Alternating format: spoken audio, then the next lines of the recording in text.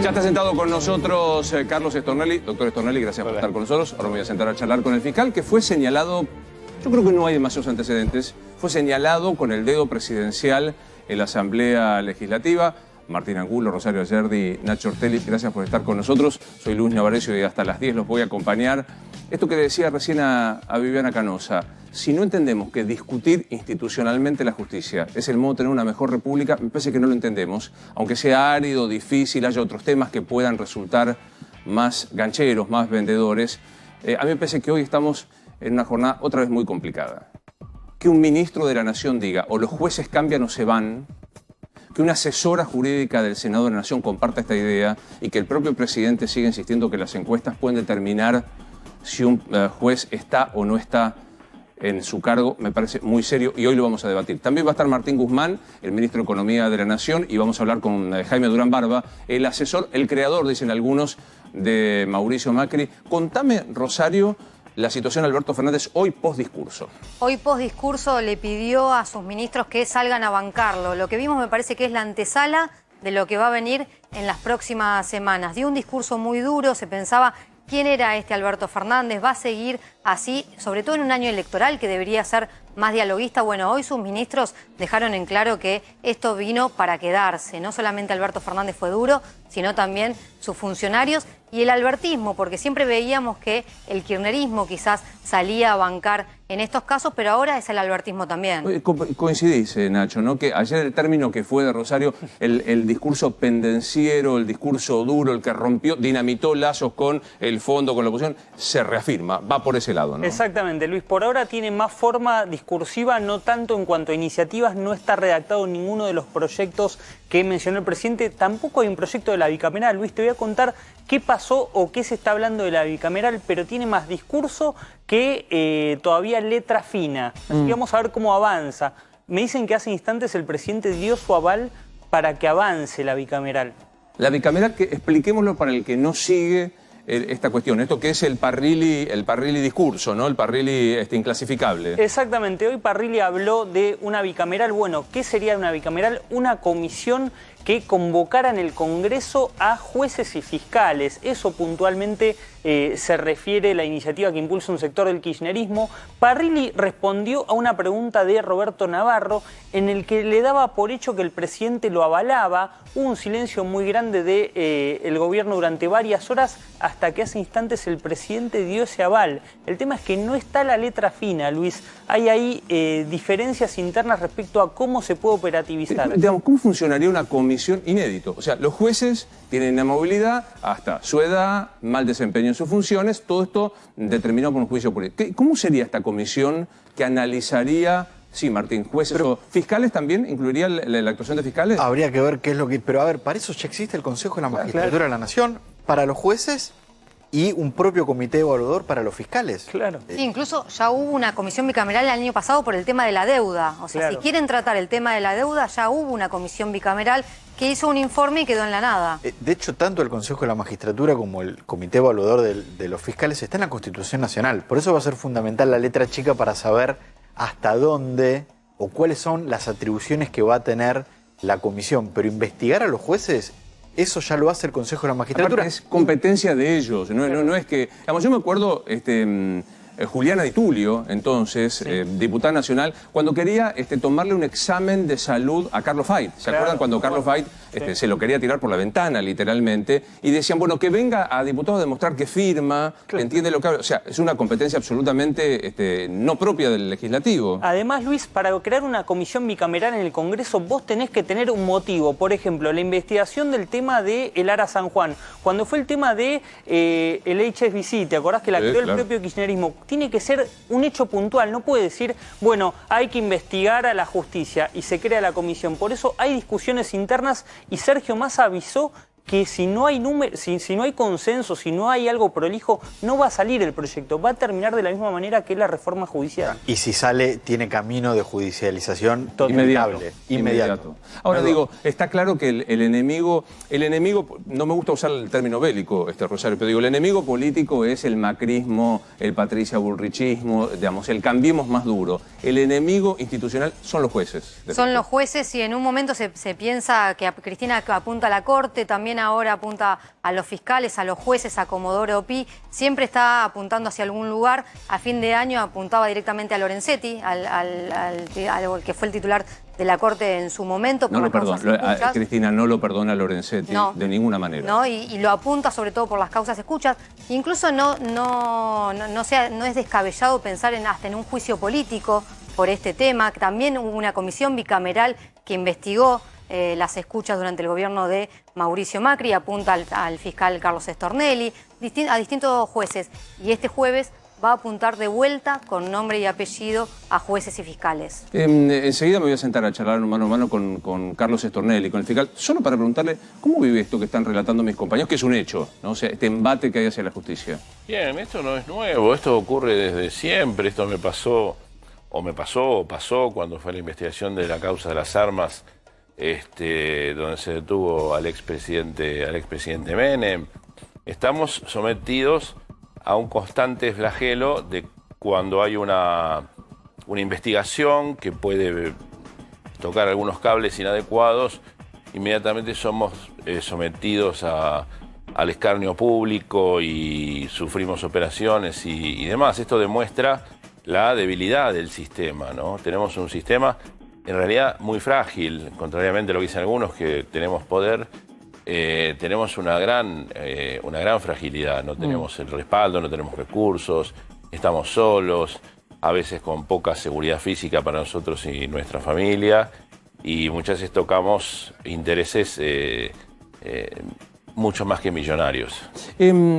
Hoy vos decías, Rosario, hay un operativo Banquemos Alberto. Incluso hay imágenes que permiten ver quiénes son los que salen a bancarlo. Profundicemos un poco esto. ¿Cuál es el operativo? ¿Quién encabeza este operativo y cómo se manifiesta dentro de la interna de la coalición gobernante? Sí, entendamos primero que no es un gabinete que suele hablar, no es un gabinete incluso que muchas veces hay críticas desde presidencia porque no son ministros que salgan a hablar, a defender incluso la gestión, ni siquiera las cosas buenas, por lo cual que salgan a defender el discurso del presidente es obviamente porque desde presidencia se les pidió que justamente las palabras de Alberto Fernández no queden solas y en silencio a partir de lo que dijo en la Asamblea. El primero... A ver, ¿quiénes son estos que bancan al presidente? Bueno, el primero que habló es Santiago Cafiero, ¿no? Porque además también la línea de Santiago Cafiero le baja al resto de los ministros que si el jefe de gabinete sale a hablar, tiene que salir el resto de los ministros. Fue muy fuerte Santiago Cafiero con respecto a la denuncia con Mauricio Macri. A la denuncia penal. Acá se fugaron 45.000 millones de dólares que vamos a tener que pagar entre todos. Hasta donde yo vi... Esta es una frase que hay que separar para entender de qué se trata. Esto es la denuncia penal por los 55.000 millones. ¿Qué es esta frase? Hasta donde yo vi, habían llegado antes ellos. Y esto me parece que es la dureza con la que va a demostrar el oficialismo que viene la pelea electoral, ¿no? Habla de el sindicalismo que estuvo durante la marcha, que estuvieron violentando la marcha del sábado. Bueno, Santiago Cafiero los defendió, obviamente, contra las bolsas mortuorias. ¿No? Se hacen ese pase de facturas entre Juntos por el Cambio y el oficialismo, pero demuestra la dureza con la que está el jefe de gabinete, que recordemos que es el primer albertista, ¿no? Era el primer dialoguista y demás. Esto iba a preguntarte, Nacho. Aquella idea de un jefe de gabinete componedor, un jefe de gabinete que tenía vínculo con la oposición, quedó totalmente descartada. Quedó totalmente descartado, ¿no? Luis. El gobierno está polarizando, confrontando, como bien decía Rosario, este va a ser el tono de la campaña, no tanto por convicción de Alberto Fernández, sino porque es el que mejor resultados le garantiza. El gobierno con esta confrontación con la justicia corrió de escena el vacunatorio VIP. Es una estrategia del oficialismo muy clara y muy contundente. Pero vos lo que decís, todo este ruido que se está haciendo es olvidémonos de los vacunados VIP. Exactamente. Es esto. Bueno, acá para mí es la sorpresa, Rosario, ¿no? Totalmente. O sea, porque me parece un tipo formado, una persona mesurada, una persona de diálogo. Estoy hablando del ministro Interior de la Nación, que salió durísimo a amenazar a los jueces, Rosario. Incluso Guado de Pedro, a pesar de que es sin duda el representante de Cristina Kirchner en el gobierno, mantenía el perfil bajo, no hablaba, incluso no se metía en las peleas, salvo con Horacio Rodríguez Larreta, que era el que apuntaba directamente al gobierno de la ciudad. No se metía tan fuerte en las peleas como hasta ahora. Se metió esta tarde, dijo... El Poder Judicial tiene que escuchar. O se transforman o se van. O sea... ahora quiero preguntarte, Martín, vos que estás entre jueces todo el tiempo, o se van de un poder que busca igualdad y justicia, o se transforman o se van. Se transforman aparte... Déjame hacer sí, un asterisco. Minutos después tuiteó, o sea, unas horas después tuiteó Guado de Pedro para bajarle quizás el tono a esta declaración, diciendo que, poniendo una captura de un fiscal de Chubut que había argumentado a favor de las violaciones grupales o que las había defendido, diciendo a estos personajes me refiero cuando digo frases como estas. ¿Sabes por qué sorprendió mucho esta frase, Luis? Porque Guado de Pedro tiene muy buena relación con mucha gente de la justicia. Es uno de los hombres que mejor relación tiene con el Poder Judicial y siempre todos lo han marcado como un hombre muy dialoguista. De hecho, su hermano, Jerónimo Ustarroz, es el representante del gobierno en el Consejo de la Magistratura y se lleva muy bien con, te diría, casi todos los sectores del Consejo. Por eso, esta frase, más allá que lo enmarcó en el tema de los jueces que fallan sobre casos de femicidios, llamó mucho la atención y también marca una pauta. Si Guado de Pedro ya ve este tipo de frases, es esta línea que marcaban de buscar. Detrás mío vas a ver el tuit al que hacía alusión Rosario Ayerdi, que es intentando corregir, porque digo, o se transforman o se van. La verdad que, insisto, ahora me voy a tener un poco... Es fuerte la frase, doctor Stornelli, o se transforma o se van. Es fuerte, es inadecuada y está... es una desmesura pronunciada por un funcionario que no tiene por qué decir eso, ¿no? Bueno, y acá salió... con esta nota de Clarín, me parece que es esto, un fiscal... Un diario de Chubut. Medio de Chubut. Me iba a dar algo, que el ministro de Interior tuiteara a Clarín. Un fiscal justificó una violación grupal a una chica en Chubut por desahogo sexual, y ahí está Guado diciendo, a esto me refiero, a la transformación de esto. Claro. De todas formas, bueno, operativo bancar, tenemos a Santiago Cafiero, tenemos a Guado, ¿y a quién más? Tenemos también a Catopodis, Gabriel Catopodis, que era también el ministro de Obras Públicas, era mesurado con respecto a sus declaraciones, también viene del riñón de Alberto Fernández, no del kirchnerismo, pero entendió el juego rápidamente y habla sobre todo Gabriel Catopodis con respecto a las denuncias contra Mauricio Macri, porque él también avanzó en una causa por la gestión anterior de Mauricio Macri con lo que tiene que ver con obra. No hay duda de lo que vos decías, Nacho. Esto es operativo. Pongamos elefantes en calle Florida para no ver el elefante de la vacuna VIP, ¿no? Totalmente. La seguidilla de hechos lo representan. El escándalo del vacunatorio VIP le había pegado la línea de flotación al gobierno. Confrontar con la justicia, entienden que justamente lo que marcaba Guado de Pedro, hay mucho descontento de sectores despolitizados con la justicia, con el funcionamiento de la justicia, con el funcionamiento de la justicia ordinaria, no el fuero federal como pretende reformar el gobierno. Y justamente para el fuero criminal, para el ordinario, como mencionábamos, no hay ninguna iniciativa, no propuso el gobierno ninguna reforma en ese aspecto. Tengo que hacer, antes de mostrar al otro sostenedor, una alusión, porque hoy me sorprendió, corríjanme si el textual mío no es bueno, el jefe de gabinete de la provincia de Buenos Aires, Carlos Bianco, que dio a entender que había vacunados VIP que pertenecían a Cambiemos. Y que de alguna manera él dijo, yo podría decirlos, ¿estoy diciendo bien? Sí, hay un intendente de Cambiemos, que es Javier Iguacel, intendente de Capitán Sarmiento, que se vacunó por el plan del gobernador de que fueran los intendentes los que se pusieran al frente de dar el ejemplo en vacunarse. Te doy un dato más, de más o menos más de 60 vacunados intendentes en la provincia de Buenos Aires, 30 son de Juntos por el Cambio, radicales, vecinalistas, o sea, hay intendentes, esto es irregular que un intendente se vacune, ¿no? Pero también es lo que critica, es lo que critica a Juntos por el Cambio. No, pero aparte digo, a mí lo que me sorprende, y lo digo con respeto por Carlos Bianco, el jefe de gabinete, que no es potestad de un funcionario decir quién transgredió o no la norma.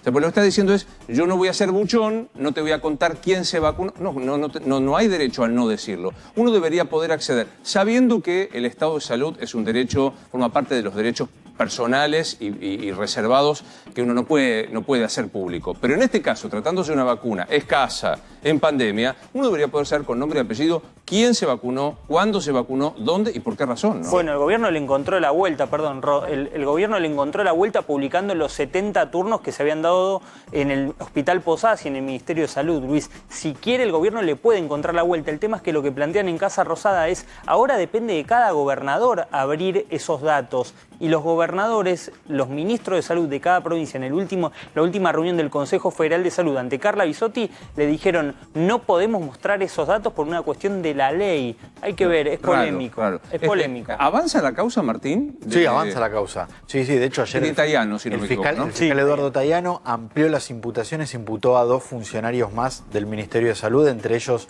el secretario privado de Ginés González García, a quien el titular del Posadas dijo, Marcelo Guillé y Colia nos llamaban directamente de parte de Ginés y nos decían a quién había que vacunar. Y hoy la jueza María Capuchetti citó para declarar como testigo a Beatriz Arlo, quien había dicho, a mí me llamaron del gobierno, me ofrecieron la vacuna, no contó nada más. Ahora seguramente la jueza y el fiscal le van a preguntar quiénes se lo ofrecieron, para cuándo, dónde y demás. Hoy conversé con Sarlo, con Beatriz. Saben ustedes que tenemos un vínculo personal de mi parte de enorme admiración.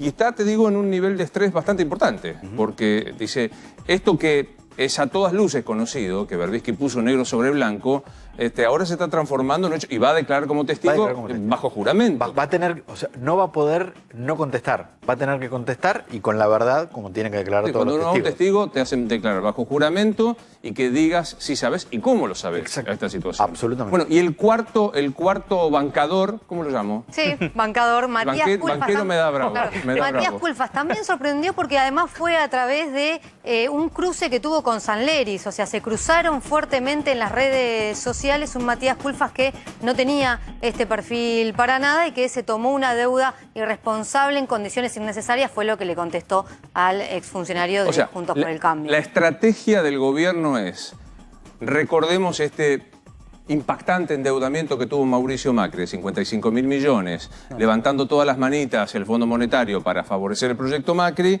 y sepultemos el tema vacuna. Y sobre todo poner en el escenario a Mauricio Macri, o sea, es el principal objetivo. ¿Por qué? Porque Mauricio Macri en las encuestas que tiene el gobierno todavía tiene una muy mala imagen y la gente tiene fresca su gestión. Entonces en el escenario tiene que estar Mauricio Macri, ni Rodríguez Larreta ni otro dirigente. Bueno, voy a conversar y después sumaré a ustedes a Carlos Stornelli. Me gustaría ver la reacción del doctor Stornelli, refrescando lo que dijo Alberto Fernández. Vos me dirás, Dire, si lo puedo pedir. Cuando en la Asamblea... Digo, tomemos nota de la dimensión. No voy a fungir de su abogado porque no lo necesita, pero digo, en la Asamblea Legislativa, ¿sí? La reunión de todo el Poder Legislativo, presidida por, como dice la Constitución, la vicepresidenta, el presidente, y levantar un dedo hacia un ciudadano que cumple una función judicial de esta forma.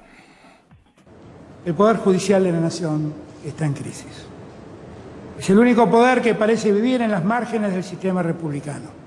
Disfrutan de privilegios de los que no gozan ningún miembro de la sociedad. Ningún magistrado ni funcionario judicial paga hoy el impuesto a las ganancias. Hay un fiscal procesado por delitos tan severos como el espionaje ilegal de ciudadanos o el de extorsión, que sigue en funciones como si nada de esto lo afectara. A él no se le aplica, a ese fiscal no se le aplica aquella doctrina que recomendaba la detención preventiva de personas cuando su poder residual pudiera afectar la investigación. Su poder no es residual, está vigente. Hagamos la composición de la imaginación que lo está viendo Alberto Fernández en este momento. ¿Qué le dice? No, nada, que cuando él deje de ser presidente, algún día tendremos una charla de hombre a hombre para hablar de todas estas cuestiones y reflexionar sobre la República, la división de poderes, la sinceridad y demás. Hay cuestiones, digamos, que se introducen. Yo no voy a hablar mal de nadie porque no es mi objetivo, pero hay cuestiones que se introducen que son falsas y que inducen a la gente a pensar que hay delitos gravísimos y demás. Y bueno, yo lo decía hace un rato, los dos hechos por los cuales estoy todavía, digamos, discutiendo son hechos que además no ocurrieron. Uno es haberle preguntado a una persona si determinados empleados de una empresa tenían pasajes gratis y esa persona obtuvo de una fuente pública la información y me la dio, digamos. Era una persona medio desequilibrada que la cual decía cosas y demás, y otro es un hecho que ni siquiera ocurrió, digamos, y lo viste... Enseguida vuelvo ahí, pero me quedé con algo que usted dijo. me gustaría tener una conversación de hombre a hombre sobre qué es la República. ¿Usted tuvo algún vez trato con él? Sí, hace muchos años. ¿Y por qué siente que no está en este momento, cuando uno dice una conversación hombre a hombre, habla de lealtad o de... No, yo no dije que no está, que él no está. Dije que por ahí yo no estoy. O sea, hablaremos sobre cosas con las cuales es difícil hablar ahora. Es imposible hablar. A mí me gustaría el día de mañana retomar el diálogo cordial que nosotros teníamos, que nos reuníamos periódicamente para hablar del país, de las cuestiones, de las reformas, de las cosas que pasaban y demás. Y retomar ese diálogo y bueno, poder quizás yo contarle cosas que él no sabe o él también a mí y demás. Ahora voy a los procesamientos suyos Bien. y todo esto, pero digo, ¿el Alberto con el que usted conversaba se parece al Alberto presidente de la Nación? No. ¿En qué se diferencia? No, en que, digamos, el discurso es otro, digamos, no era un discurso tampoco, eran ideas que éramos dos personas que nos reuníamos eventualmente para hablar de ideales, de proyectos, de institucionalidad y demás. Digamos, las cosas que veo que ahora dice nunca me las dijo, no digo si está bien o mal, pero nunca me las dijo. ¿Qué cosas dice ahora que antes no decía? Ninguna. Lo que escucharon ayer, digamos, o ayer o antes de ayer. ¿Usted lo atribuyo a que cambió o a que la política...? No lo sé, eso habría que preguntárselo, a cada uno, al que lo dijo. Yo no puedo conjeturar sobre las intenciones. Es muy impactante que un hombre de derecho y profesor de derecho penal utilice el tema del procesamiento como una causal, digamos, no nos vamos a poner muy técnicos, pero digo, cuando uno lo procesan hay una semiplena prueba, una sospecha fundada de que uno cometió el delito, pero no es culpable. O sea, el Que además procesamiento... está firmes. Claro, que no está Y además, firme. donde la Cámara le ordenó al juez, que nunca lo hizo, hacer las pruebas que yo vengo pidiendo hace 2 años que nunca hicieron. ¿Por qué? Porque se sabe, todo el mundo lo sabe, nadie lo dice, que esto fue una gran operación, un armado en el cual yo no. Hablamos de la operación de escuchas y demás. La operación PUF. La PUF. Y demás.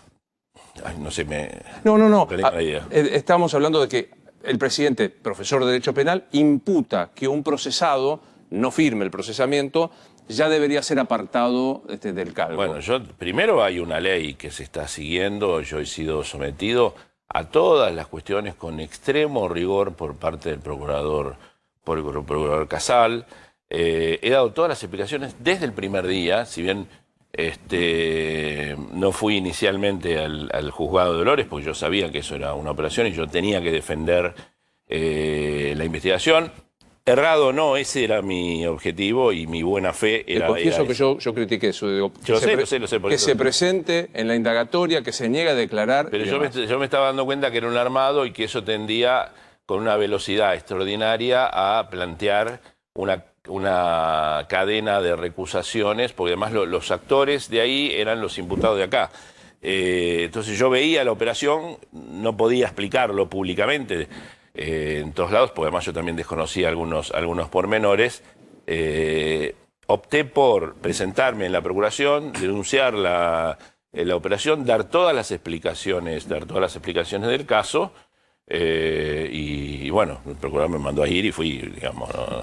Hoy un colega suyo, Rívolo, el doctor Rívolo, dijo, esto es un pelotón de fusilamiento, nos decía en la radio, un pelotón de fusilamiento para avasallar el Poder Judicial. ¿Coincide? Sí, sin ninguna duda. ¿Se siente frente Ninguna de espaldas duda. a la pared del pelotón?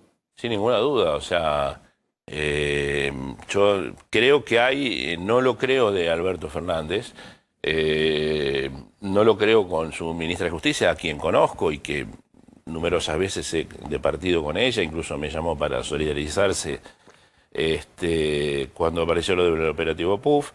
Pero hay gente... ¿Losardo se solidarizó con usted porque dijo el operativo PUF de Ramos Padilla era armado? No sé si dijo eso, pero digamos para darse su apoyo, sí. Y no tengo relación de amistad, pero sí tengo relación social y cordial desde hace muchos años. Con ella y con su marido. Pero se han dicho tantas cosas y se han dicho tantas mentiras que yo creo que es bueno poner las cosas en su lugar. Si no es Losardo y no es Alberto Fernández, ¿quién es? Yo creo que como decía el general Perón, la desgracia de los gobernantes son los alcahuetes. Hay muchos personajes en las sombras que ofrecen o venden soluciones, yo lo llamo amigablemente buchones, que ofrecen soluciones como esta: armemos esto, que con esto logramos, entonces recusamos. Y normalmente que la persona imputada que está atribulada muchas veces compra soluciones equivocadas. Le tengo que preguntar, ¿quiénes son los alcahuetes y buchones de la Operación Puff? Bueno, eso está en una querella penal que yo estoy llevando y no quisiera ventilarlo públicamente, pero hay muchas personas que incluso hoy están en el gobierno con cargos públicos, diciendo cosas y demás, y muchos de ellos pertenecían a los equipos, digamos, que bancaban a toda la cuestión, pero esto yo lo estoy ventilando, en mí es mi derecho de defensa. Obvio. Y lo estoy ventilando no solo en la causa en la que me defiendo, sino en la causa en la que yo soy acusado. El acusador. Particular. ¿Son liberos estos alcahuetes o respondían a una orden de alguien? No, respondían a una orden de alguien. Cuando uno lee como se descubrió en el operativo, lo que se llamó el operativo Puff, la causa del operativo Puff, todas las acciones estaban coordinadas en dos lugares. Uno lo voy a mencionar y el otro no. Uno era AFI. El otro la CIDE. No, la CIDE era. Se pasaba por ahí, y otro era una ONG que anda por ahí cerca del Congreso. Desde esos dos lugares se recibían las aprobaciones, se corregían los proyectos, y eso es lo que hablaban y comentaban, y lo que comentaban todos. ¿Será verdad o no será verdad? Pero cuando le llegue la hora de defenderse, cada uno verá lo que dice. ¿Pero usted habla del Instituto Patria? Podría ser, no lo sé. No lo quiero decir públicamente, pero venían de... Instituto Patria es Cristina. De sectores...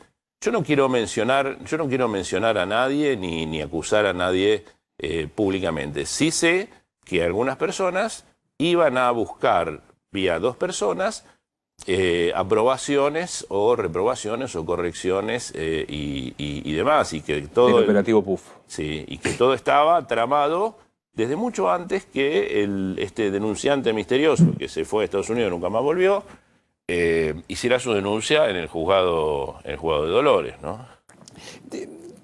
Hablemos un poquito de la causa Cuadernos. A ver, primero tengo que decir lo que pienso para hacer la pregunta. Sí. A mí me parece que pocas veces se ha dado en la vida que un empresario diga yo coimié, se encuentra el coimeador, se encuentra el que lavaba el dinero y se encuentra el juez que no investigó. O sea, es casi a pedido del fiscal y del juez. Es una causa extraordinaria desde ese punto de vista, más allá de las críticas que se puedan. Dicho esto, empezaron los achaques que acá le pongo sobre la mesa, que yo no comparto. Los empresarios se arrepentían para sacarla más barata e irse a su casa. La plata en realidad nunca se probó que estaba. Yo tengo casi 41 años en el Poder Judicial. Nunca vi una causa con tanta prueba. Esto es obviamente que es defendible. Hay excelentes abogados trabajando en las defensas de cada uno de los imputados. Y muchos de ellos, creo que son más de 30, eligieron el camino de colaborar para... si lo eligieron es por algún motivo. ¿No? Yo calculo que no debe ser si soy inocente, no hice nada. Yo soy amigo de muchos de los abogados que están, y muchos de ellos sé que el abogado se bueno, no hiciste nada, no tenés por qué colaborar con nada. Autoincriminarte. No, es decir... pero... ¿Ahí está el origen de los males? ¿No le bancan, no le perdonan esa causa? Yo creo que a mí yo tengo la fatua, digamos, para decirlo de una manera, desde el año 2006 con la causa Skanska. Digamos, me rotularon como un enemigo, que no soy. Soy solamente un fiscal que trabaja, por ahí puedo ser un poco más proactivo o no, me puedo equivocar más o no, pero de todos modos, digamos, que haya habido 32 arrepentidos no es una obra mía, porque tengo muchas otras causas donde no pasa eso. Creo que fue frente a la contundencia de la prueba, frente a la contundencia de lo que se venía, muchos de los abogados les recomendaron hacer un acuerdo. Cada uno, obviamente, habrá hecho su cálculo. La fatwa es esta maldición del mundo musulmán. Esto lo digo cariñosamente. Metafóricamente. Sí, está bien que lo aclaremos porque si no mañana estamos discutiendo que usted propone que está vinculado con ISIS y que yo cuantas cosas más. La maldición se imparte, en este caso el pueblo que representa a Alá lo hace. ¿La fatwa se la lanzó Cristina? No lo creo. ¿Y quién? Yo creo que cuando uno investiga una causa, hay personas que son las que padecen más, como por ejemplo la doctora, como por ejemplo su marido fallecido, porque son más mediáticas, entonces son la cara visible. Debajo de eso hay poderes enormes y hay corruptos enormes que nadie los conoce, nadie sabe y que matan por dinero. O sea, hay intereses muy grandes y que no necesariamente son intereses de fulano o del expresidente o demás. Sucede que, digamos, en la causa Dolores hay 25 procesados, algunos detenidos, que sé cuánto, y todo el mundo habla de mí. ¿Por qué? Porque por ahí soy más cara visible o soy más mediático o demás. Martín, ¿querés preguntarle algo al doctor Stornelli? Sí, hablando justamente de la causa de Dolores, ¿por qué hace referencia a que es una operación? Y se lo pregunto porque usted nunca negó los chats con Marcelo D'Alessio, que es difícil de decir qué es. En chat en donde, lo dice la Cámara Federal de Mar del Plata, usted le pide que espíe ilegalmente a otras personas. No, ningún chat dice eso. Lo dice la Cámara. Bueno, hay un error, vamos a tratar de revertirlo, pero en ninguna parte, en ningún chat dice eso, y todas las pruebas que yo pedí para corroborar eso, incluso, además yo no admití los chats, yo dije que no los recordaba, si bien recordaba que había habido algunas cuestiones que sí había hablado con este sujeto. En ninguna parte, en ningún chat, tómese la molestia, léaslos, le dice que yo le haga nada a nadie. No, eso no sucedió. Son las cosas que todavía no compartimos con la Cámara Federal, por eso estamos en la Cámara de Casación ahora. ¿Rosario?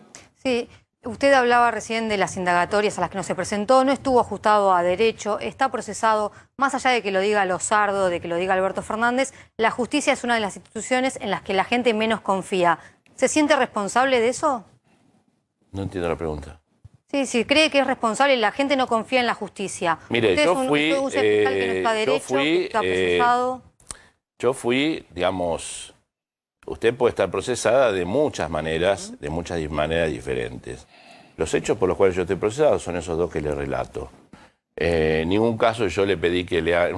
Uno de los hechos ni siquiera existió porque no nombré a nadie y yo no le pido nada a nadie. Ni nada, y en el otro es una información que él obtiene y en el mismo chat aparece la persona hablando de una fuente pública donde estaba consultando, me explicaba que estaba consultando una fuente pública donde consultaba una cuestión que era una cuestión relativamente menor.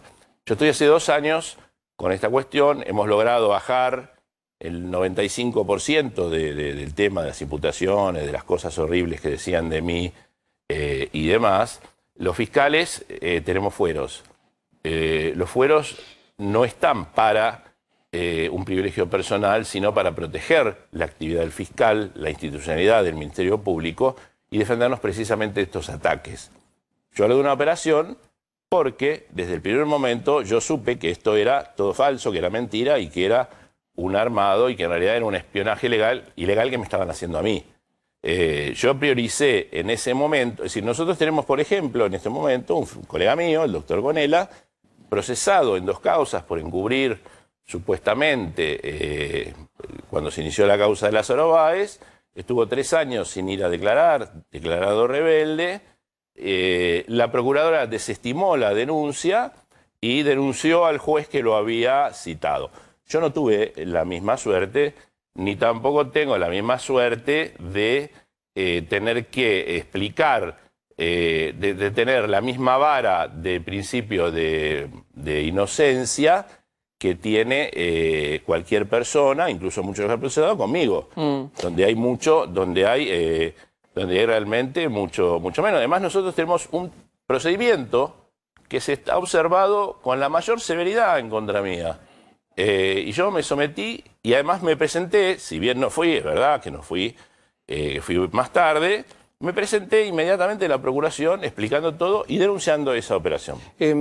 Hoy hablaba con un dirigente político del oficialismo que me decía... De todos modos, perdón, de todos modos, esto que yo pude haber hecho o dejado de hacer, si es delito o no, se verá.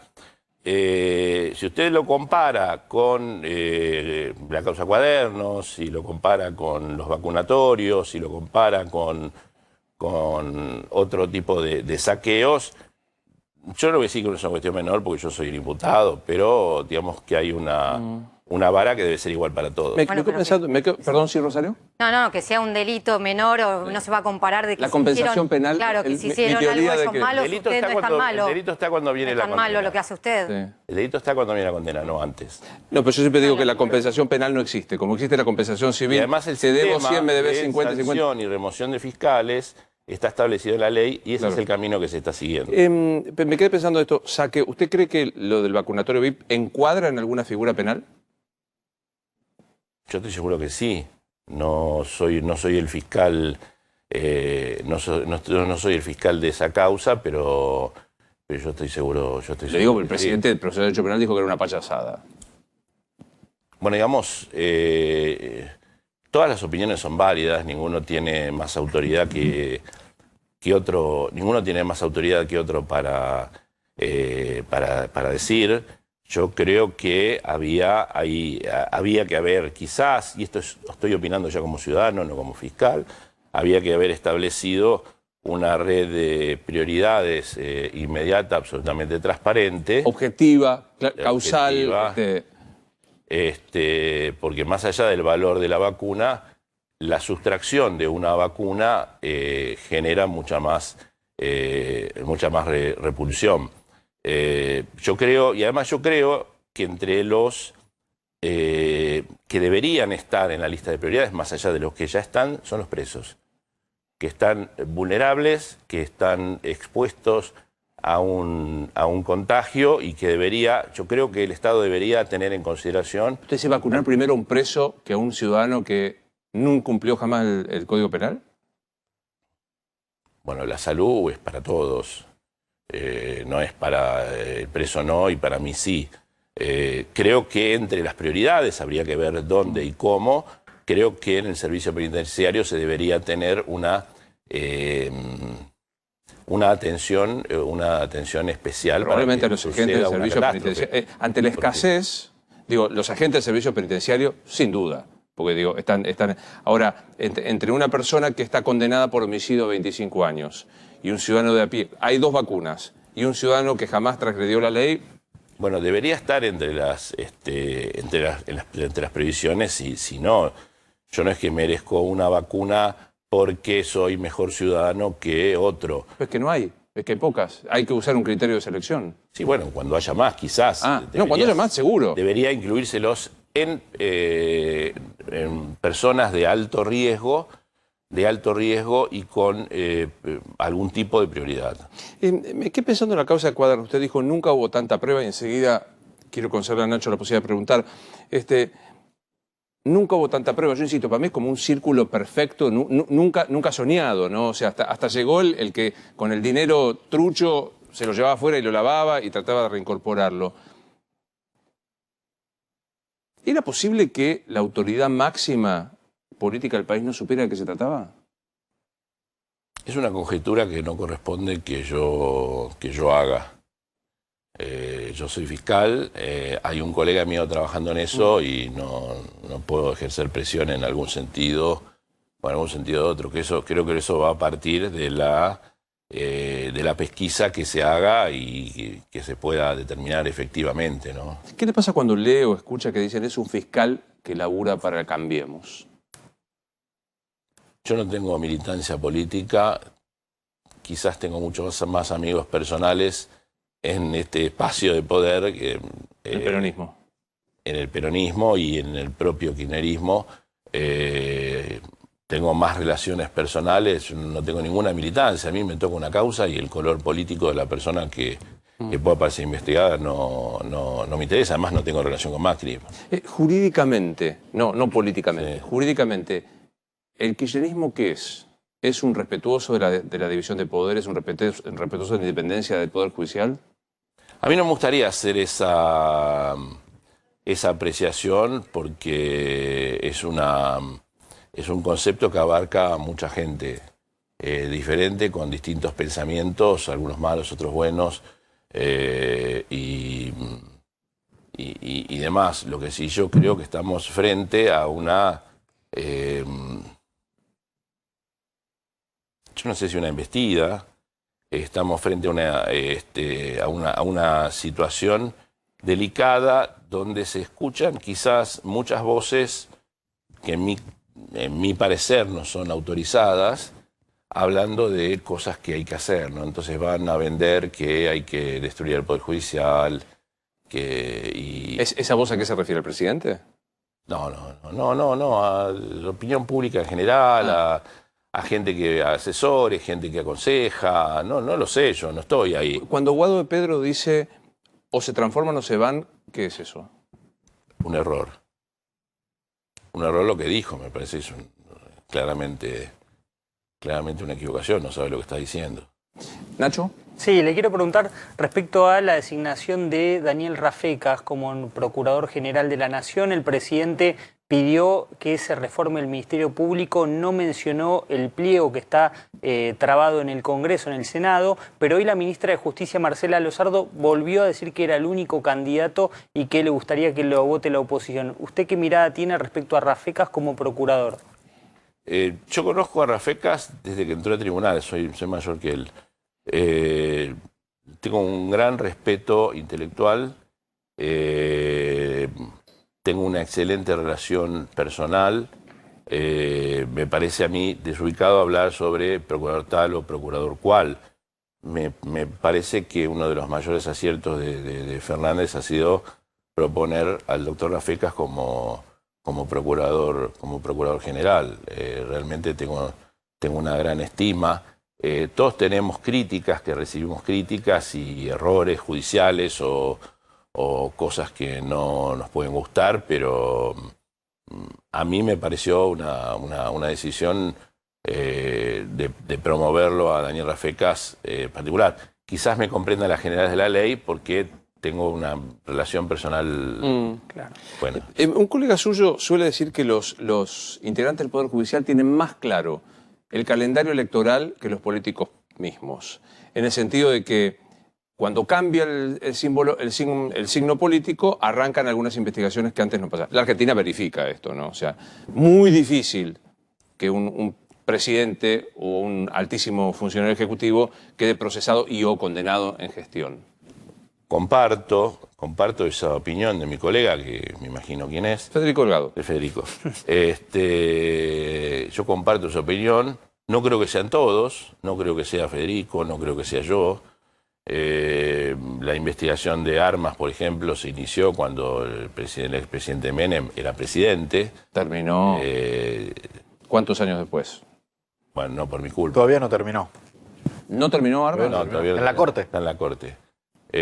No por mi culpa, yo fui separado de esa causa en el año, a final del año 2000.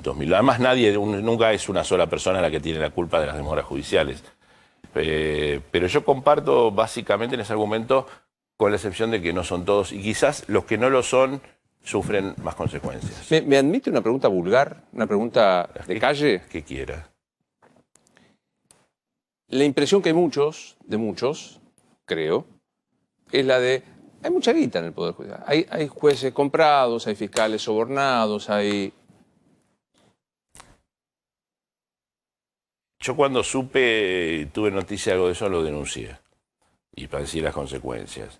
Recuérdeme que... No quisiera repetirlo públicamente, pero un tema derivado de cuadernos.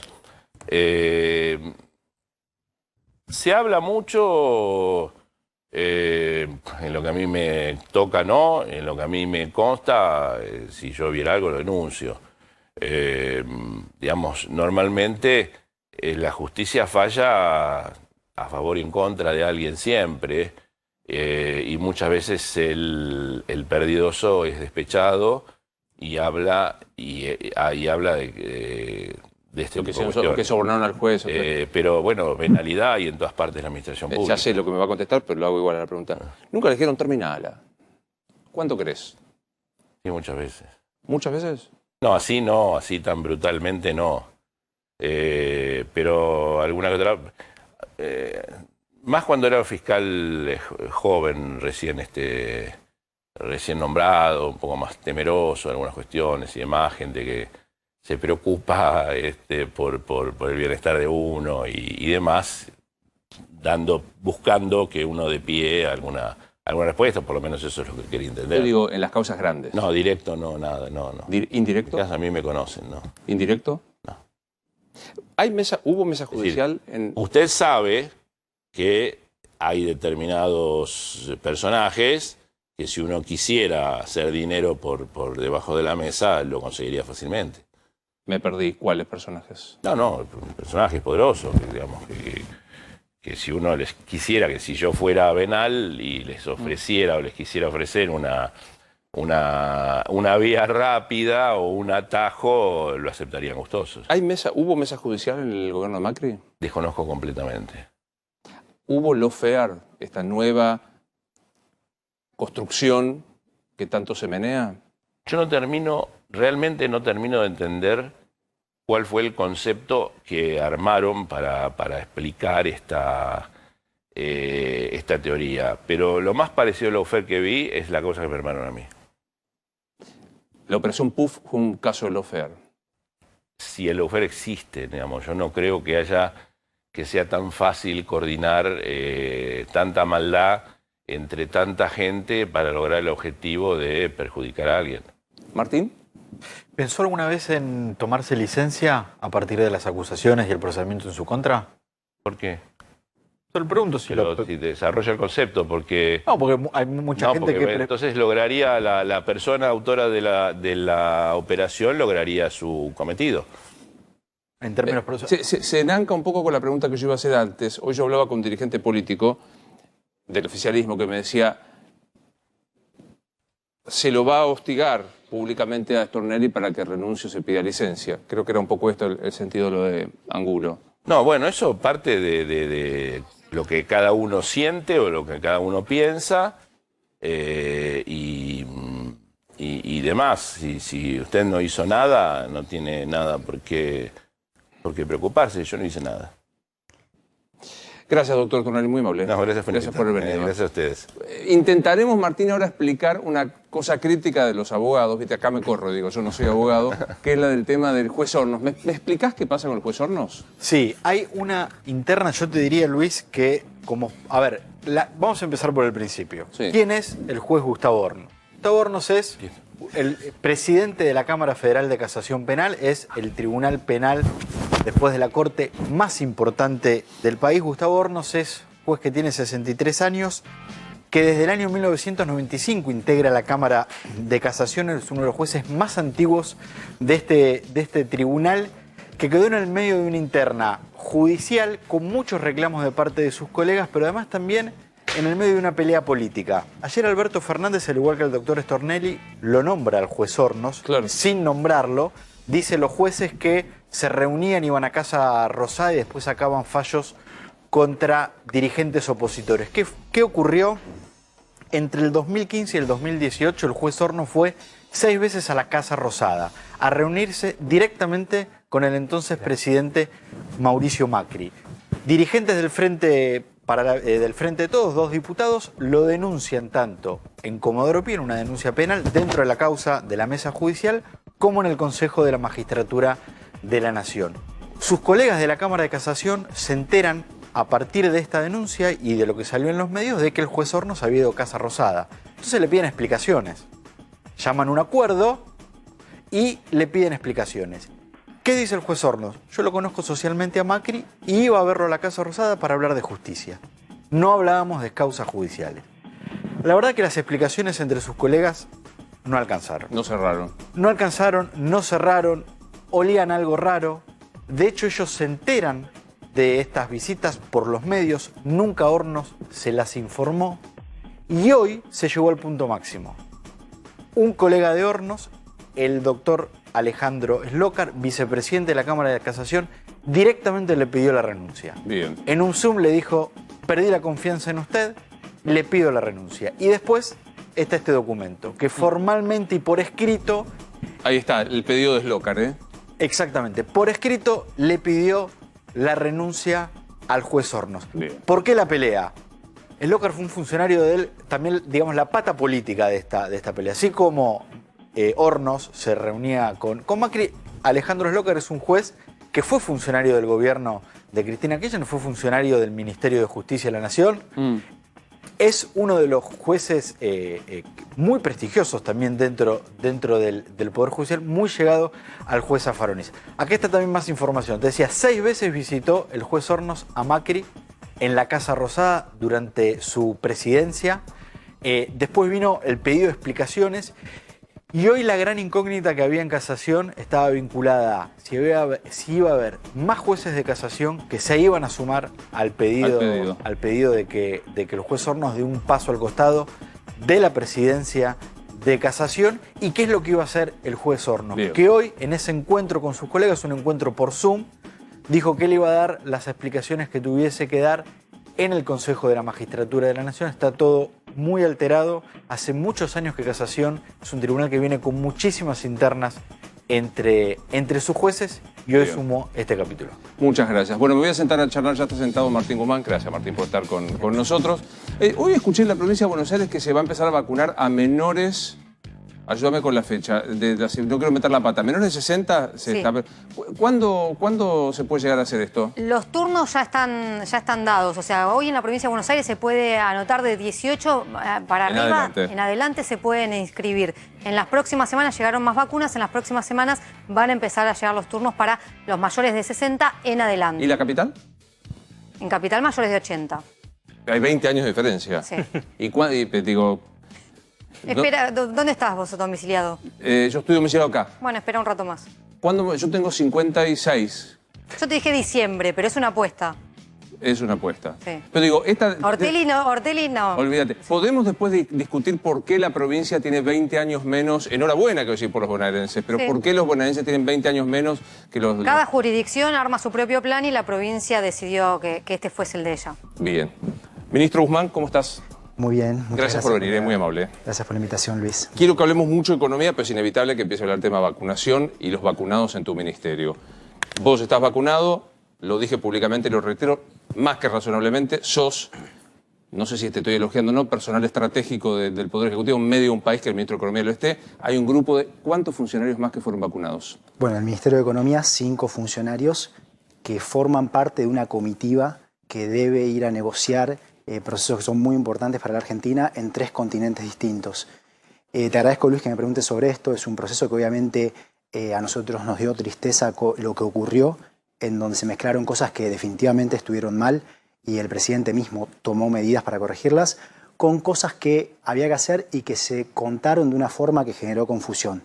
Yendo al caso nuestro, en enero ya estaba definida esta gira en donde vamos a estar negociando deudas muy grandes, un proceso que es muy relevante para el país. Tenemos que ir pasando de país a país y la recomendación que habíamos recibido era primero que me vacune yo, porque si me agarra COVID en un país quedo aislado y se interrumpe el proceso de negociaciones, no se puede pasar al siguiente país por 15 días. Reuniones son muy difíciles de conseguir, procesos, como te digo, son complejos e importantes.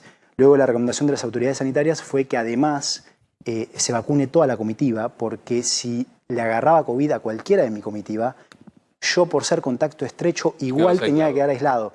El concepto fue la protección es colectiva o no lo es. De modo que para poder protegerse con el criterio de poder trabajar, esto no es una cuestión de cuidar la salud porque cuidar la salud sea un objetivo, sino cuidar la salud para poder trabajar, para poder pasar de un país a otro y poder cumplir con la función que hoy tenemos para el país. La decisión, la recomendación fue que todos nos vacunásemos. Considerábamos que lo responsable era hacer esto.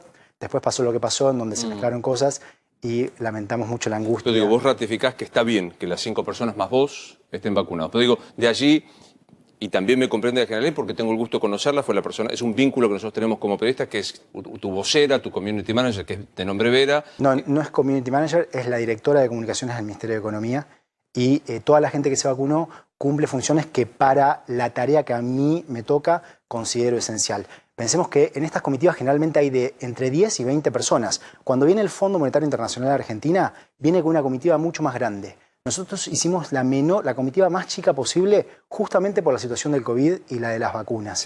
Recordamos, está el ministro, está tu jefe de gabinete. Jefa de gabinete, directora de comunicaciones, la persona que maneja todo el staff y que se encarga de toda la agenda, el director ejecutivo por el CONOSUR en el Fondo Monetario Internacional y la secretaria de Asuntos Internacionales. Mirado en retrospectiva, ¿volverías a tomar la decisión de considerar burbuja esencial a estas 5 personas? Absolutamente, eso considero que era lo responsable. También mirado en retrospectiva, aprendimos muchas cosas. Esto había que informarlo de otra manera y para justamente generarle tranquilidad a la gente en lugar de angustia, que es para lo que día a día trabajamos. Para traerle tranquilidad a la gente, nosotros desde la economía. Bien. Es un tema que lo hicimos por una razón de poder gestionar desde la economía, un tema complejo, en una situación compleja donde mucho se ha aprendido. Y bueno, desde el gobierno también. El presidente consideró que había medidas que tomar, ordenar esta situación y eso es lo que se hizo. Bien. Quiero hablar de economía. ¿Alguien quiere preguntar algo más de este tema sobre esta cuestión de la mesa o pasamos al tema económico? Sí, en algún momento cuando se les planteó la posibilidad de vacunarse, ¿se habló internamente de si estaba bien o estaba mal en virtud de lo que después fue la discusión de estamos salteando a personas que necesitan más la vacuna que nosotros, más allá del hecho de la comitiva y de la burbuja? Bien, a ver, el líder de mi equipo soy yo, ¿no? Y yo consideré que esto era lo responsable. Después planteas una pregunta ética que es muy compleja, que es si en función del valor que le aportamos a la Argentina tenía sentido hacerlo o no. Yo lo que te puedo decir como ministro de Economía es que esto es muy importante para la economía, el proceso que estamos llevando adelante, que es muy importante para la vida de la gente, poder resolver los problemas de la economía argentina. Y eso es lo que te puedo decir. Como en todo proceso, estamos viendo una pandemia que despierta un montón de preguntas, es normal que esas preguntas, es lógico y está bien que esas preguntas se hagan y que haya ansiedades. Esto es un proceso colectivo que todos debemos transitar de la mejor forma posible y el gobierno está tratando justamente de poner orden. Se han tomado medidas concretas para que vayamos en esa dirección. Bien, empezamos a hablar de economía. ¿Hay algún motivo para pensar que el mayor de los flagelos que padecemos los argentinos a pie esté dando vuelta por ahí, que es la posibilidad de una devaluación? Devaluación. Primero que el año pasado, cuando recordemos lo que pasó en octubre, la brecha cambiaria, es decir, la diferencia entre el tipo de cambio oficial y los tipos de cambio paralelo, creció hasta entre 130 y 150%. Ese fue el momento, Luis, en que muchos marcaban que iba a haber una devaluación. Y nosotros dijimos no, porque no hay nada más regresivo y desestabilizante para la economía que un salto abrupto del tipo de cambio oficial. No hay nada más desestabilizante que eso. Y teníamos los instrumentos para dar vuelta a esa situación. Y los aplicamos. Instrumentos que en su momento no habíamos aplicado porque lo habíamos aplicado para otra cosa, para lidiar con la parte más dura de las restricciones de circulación. Fíjate lo que pasó en los últimos 4 meses. La brecha cambiaria bajó del 130% a aproximadamente el 60%. 70 puntos porcentuales en 4 meses. El Banco Central viene comprando reservas todo el mes de diciembre, enero y febrero. Es decir, que hoy tenemos una situación en donde nosotros tenemos el control de la cuestión cambiaria y hemos definido en la ley de presupuesto un objetivo cambiario para fin de año que es consistente con el resto del programa macroeconómico. Para entenderme que 2 más 2 me sigue dando con decimales. O sea que yo soy lo más torpe que hay en economía. Un objetivo cambiario para fin de año. ¿A cuánto va a estar el dólar a fin de año? Lo que hemos dicho es que la tasa de depreciación del peso con respecto al dólar a lo largo del año va a estar entre 24 y 25%. ¿Okay? Y eso es consistente con los objetivos de inflación que hemos trazado, que es que la inflación... 29. Sí, 29, que es que la inflación se vaya reduciendo de forma gradual y persistente, a la misma velocidad que se van resolviendo los distintos desequilibrios de la macroeconomía. Es decir, el dólar se va a apreciar entre un 24 y un 25%. Depreciar. Es decir, la brecha el de peso se va a depreciar entre 24 y 25%. Perdón, correcto. El peso se va a depreciar un 24%. Hoy está, ayúdame con hoy ¿cuánto está el dólar oficial? Oficial un poco arriba de 85 y el objetivo es que a diciembre del 2021, de este año, el tipo de cambio en promedio en el mes esté en 102,40. En 102,40. Pensando en esto, la idea es conseguir un acuerdo de precios para que no se dispare. Digo, hubo en estos últimos días una discusión. Ministerio de Producción, intimaciones a empresas que faltaban, precios que subían. ¿Qué política vas a implementar? Bueno, ayer justamente el presidente dio una definición que es muy importante, que refleja nuestra visión del problema inflacionario, de por qué ocurre y cómo atacarlo. Y lo que dijo es, nosotros consideramos que la inflación es un problema multicausal. ¿Multicausal qué quiere decir? Que no tiene que ver con una cuestión única, particular, por ejemplo, emitir solamente, sino que tiene que ver con un conjunto de factores, con distintos desequilibrios, con el problema que ha tenido el país por mucho tiempo para generar divisas, para que sus exportaciones aumenten de forma consistente con el crecimiento económico y entonces no nos quedemos sin dólares y no salte el tipo de cambio y vaya a los precios, con el problema fiscal, que hay que ir resolviéndolo porque déficits fiscales obviamente que ponen presión, ya sea en términos de necesidad de endeudamiento o emisión monetaria, y parte de esa emisión pone presiones sobre el tipo de cambio, y con cuestiones de comportamientos que se dan en una economía que tiene una historia inflacionaria, en donde la coordinación de los que participan en el mercado es mucho más compleja que en una economía que no tiene inflación. Y entonces puede pasar que a la hora de remarcar precios estén mirando una expectativa o algo que lleva a remarcar más que lo que la macroeconomía diría, ok, se puede esto. Pero ¿qué es lo que dice Sucho, nuestro compañero Claudio Suchovicki? El precio es la expectativa. O sea, yo produzco y esto vale 10.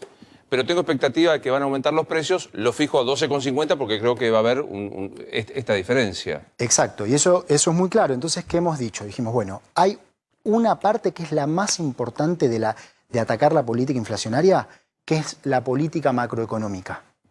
¿Sí? Una política macroeconómica que debe estar orientada primero a la recuperación de la economía, con generación de trabajo, con aumento del poder adquisitivo del salario. Y que al mismo tiempo hay que ir resolviendo todos los distintos desequilibrios. El país debe exportar más, porque cuando crece la producción, cuando crece la economía, demanda más insumos importados, y si no exportamos más, no quedamos sin divisas, tenemos problemas. Al mismo tiempo hay que ir resolviendo los problemas fiscales. No podemos pensar esto, y esto es algo que se entendió muy bien durante el gobierno de Néstor Kirchner. Un Estado fuerte es un Estado que tiene una moneda robusta y que tiene crédito fortalecido. Para eso se necesita una posición externa sólida y una posición interna sólida, fiscal sólida. Y eso hay que atacarlo. El presidente planteó, ese es el principal bloque, la política macroeconómica. Después está la cuestión justamente de las expectativas. La macro nos dice, esto es posible. ¿Qué es posible? Ir bajando la inflación un poco.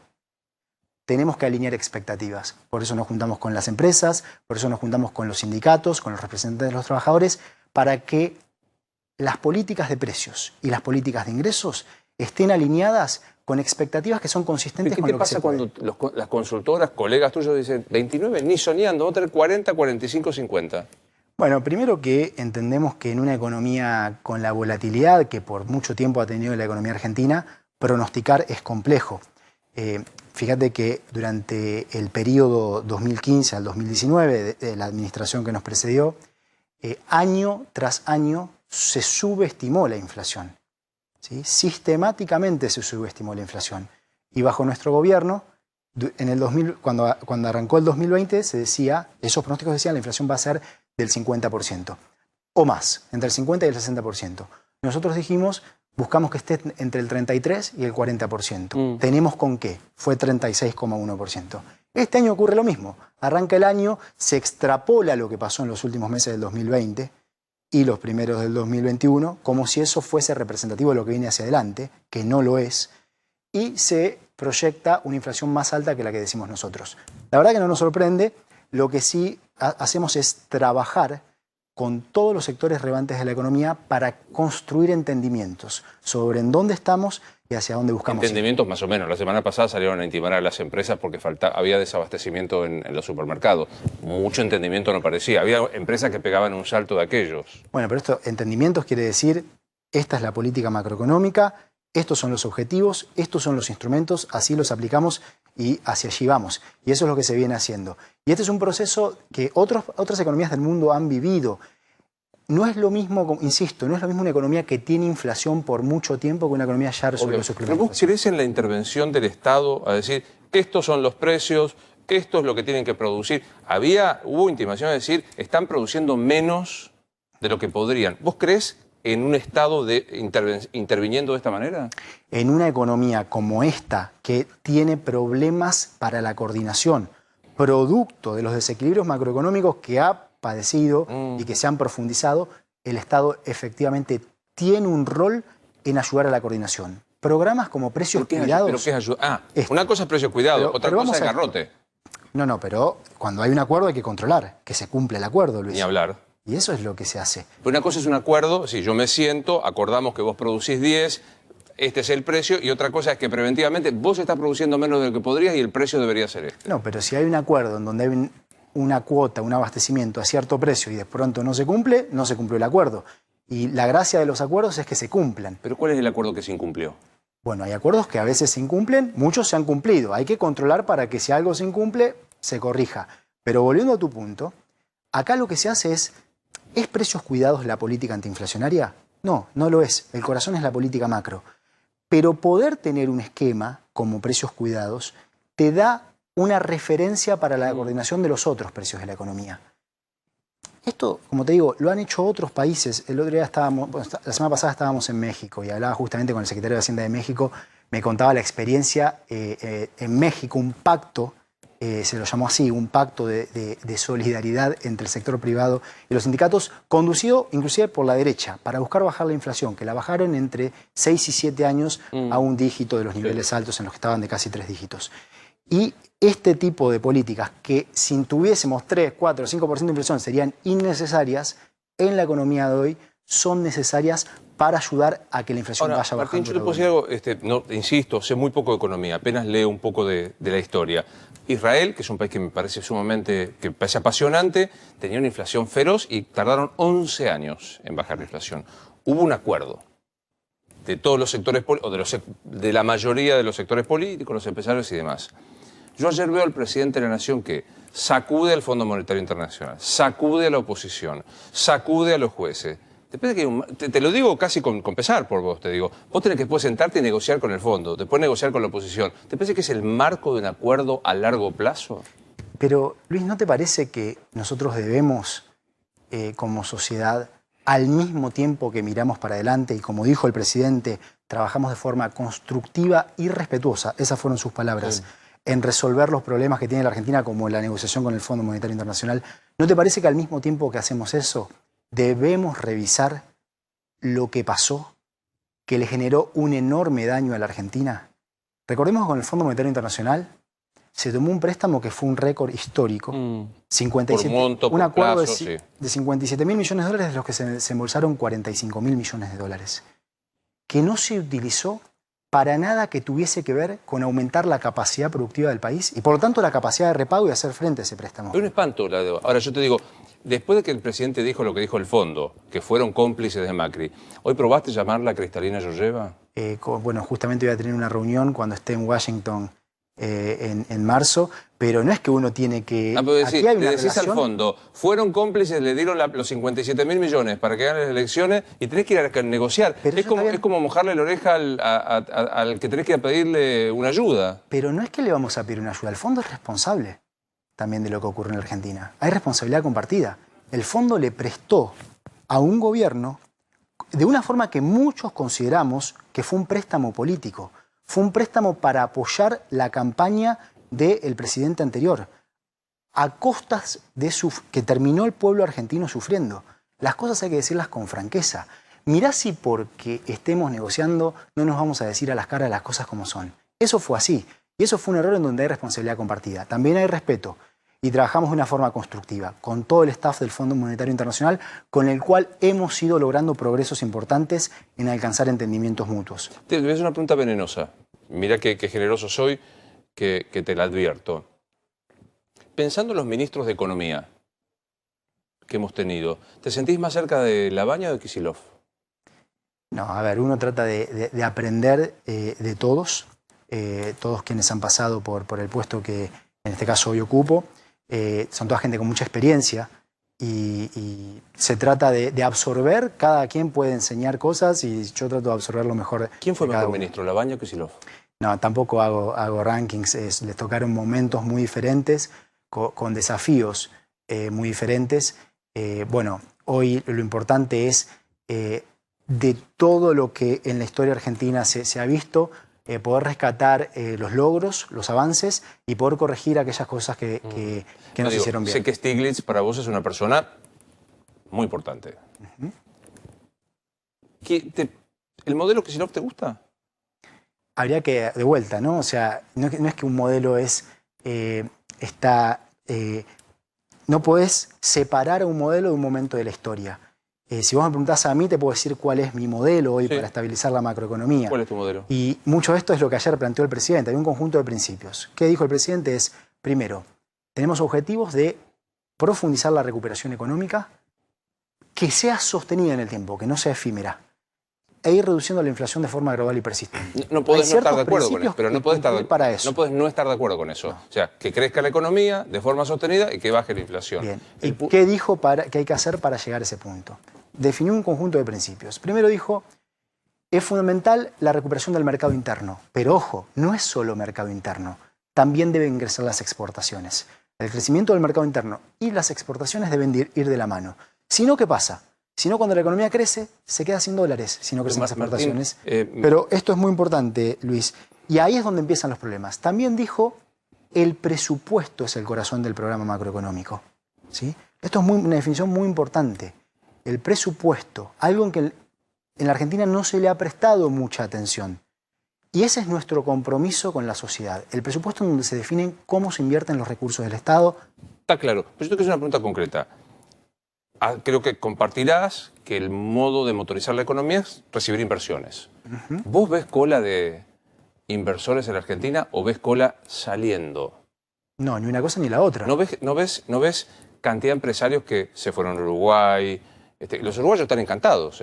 No, pero eso guarda. ¿Cuántos empresarios se fueron a Uruguay y dejaron de producir en la Argentina? Muchos empresarios hasta radicaron fiscalmente. Muchos ciudadanos radicaron fiscalmente su domicilio en Uruguay. ¿Pero dejaron de producir en la Argentina por eso?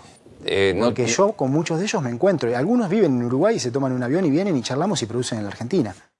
O viven en los dos lugares. Y también hay gente de Uruguay que se ha venido a vivir a la Argentina. Guarda con esos datos, Luis, porque no representan la realidad que hoy estamos viviendo. Pero sí que hay cola de inversores. ¿Hay cola de inversores? Te dije que no. No hay ni cola de inversores ahora ni cola de inversores saliendo.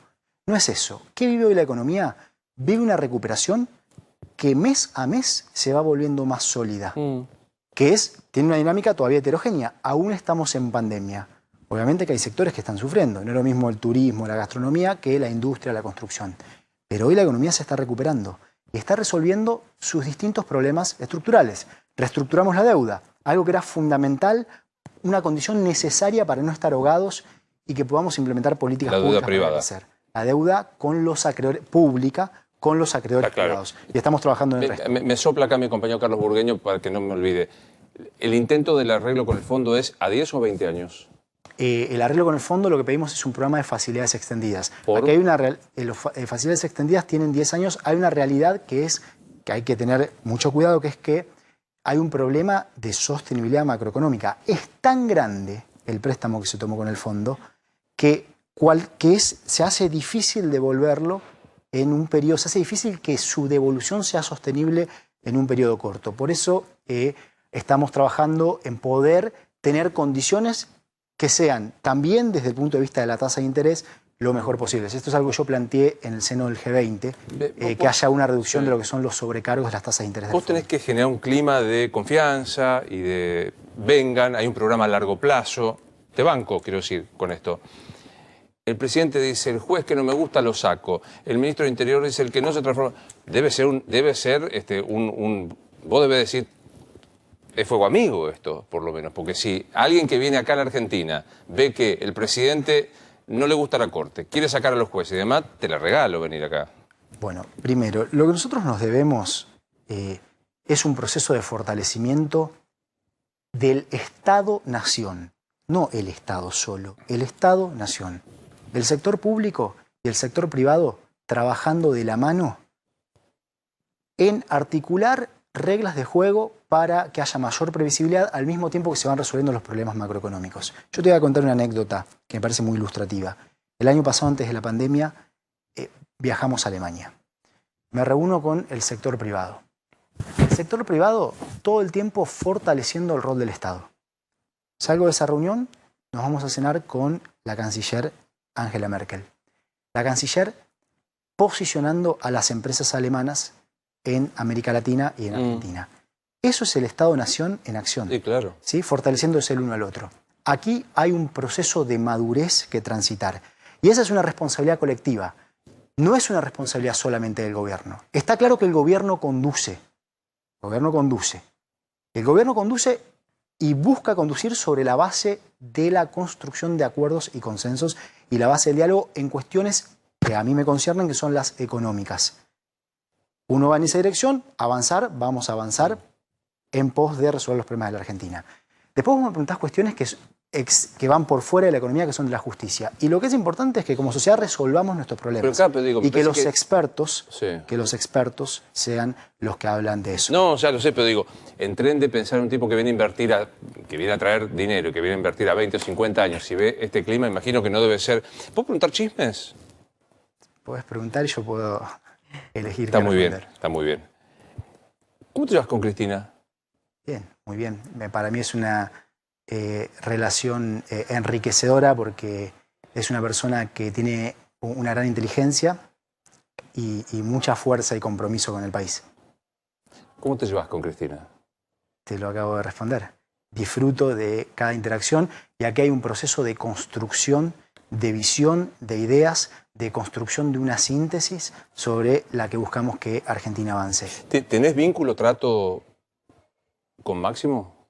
Sí, también. También ha cumplido, bueno, Máximo Kirchner y también Sergio Massa, ambos han tenido un rol para mí que es muy importante. En la negociación.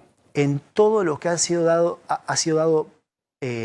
dar pasos para tranquilizar la economía sobre los cuales el Congreso y el Ejecutivo deben trabajar juntos. Le pregunto esto porque digo, vos... Y además también juega muy bien al fútbol, Máximo. Este cuento que vos jugás bien al fútbol... desconozco, esta cosa que... Messi le dicen. Aunque Gabriel Catopodis, no quiero meter en una interna del gabinete, pero Gabriel Catopodis dice que se le achica un poco cuando Alberto Fernández está en el arco y no patea muy bien. Eso es bien menemista. Sí. Esa es una actitud bien menemista. Créeme que no hago eso. En todo caso es mérito del presidente que por ahí saca las pelotas difíciles, pero no, uno trata de dar una mano. Es una gran frase, que tengo que es la nota, el título. El presidente saca bien las pelotas, es un título para Graf, ya sé que nos lo van a poner y todo esto. Las difíciles y obviamente... No, ¿sabes por qué pregunto lo del kirchnerismo? Porque, insisto, te aplauden los empresarios. Me tocó presenciar el reencuentro, la reconciliación con Paulo Roca de Techín y vos en una charla a la que tuve el gusto de participar. Y cuando vos intentás generar un marco de consenso, el kirchnerismo sale con los misiles clásicos, es decir, concentradores de la riqueza, formadores de precio. Debe ser heavy, ¿no? Pero la concentración no es algo bueno para la economía. En donde haya concentración, uno debe trabajar para que haya competencia. Y como ministro de Economía eso es lo que justamente también busco. Lo que no quita que el diálogo deba ser muy franco, muy claro y consistente. Y esa es la forma en que buscamos dialogar con todos los sectores de la economía, incluyendo a los empresarios.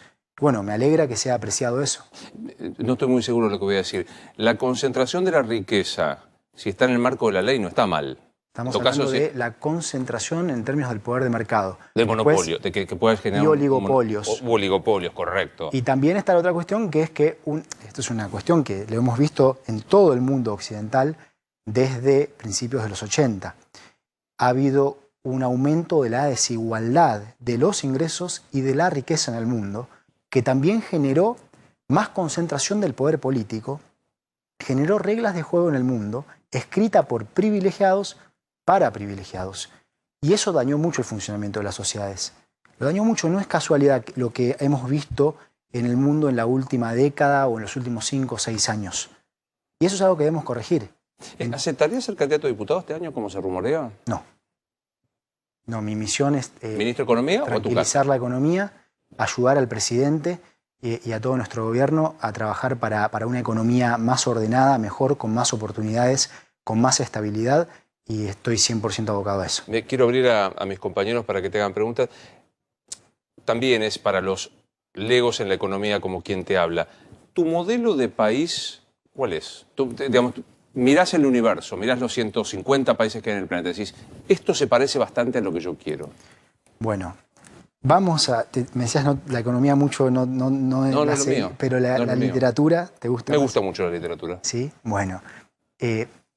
Déjame citarte León Tolstoy, Ana Karenina, cuando dice, todas las familias felices se parecen entre sí, todas las familias infelices son infelices a su manera. Eso aplica a las economías del mundo.